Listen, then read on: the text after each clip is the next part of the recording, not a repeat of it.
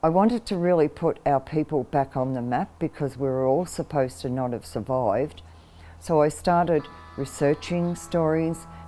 During the time of Eureka, we were there on the goldfields and it was really us trying to survive.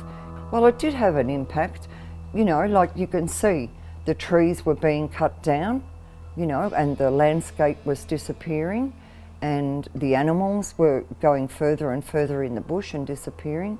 When the fighting started out in the stockade, the Eureka Stockade, some of the women and children ran to the bush, to the Aboriginal camp, because they knew that it was a safe place, and that was told to me by my grandmother. So, you know, that's how the oral history is. It's people telling stories from your family that are passed down and that passed on to the next generation, then passed on to you.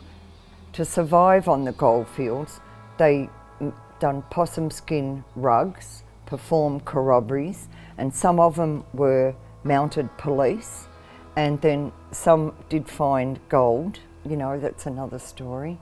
And, you know, some were black trackers, and the eagle and the crow.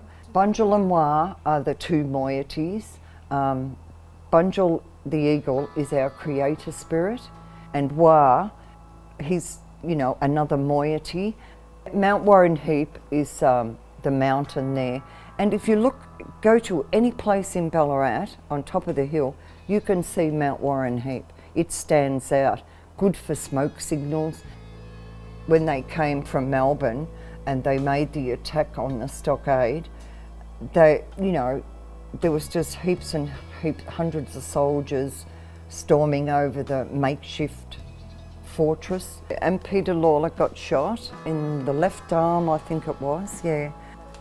And the Chinese were part of the goldfields, and I usually do put the Chinese in my paintings, and they were treated as bad as what we were. They used to be rocked and, you know, pushed out, and no one wanted to know the Chinese, but the Chinese were smart. They started to grow the food source, like the vegetables and stuff, and they came back, and the Chinese herbal medicines and stuff, they done well on the goldfields.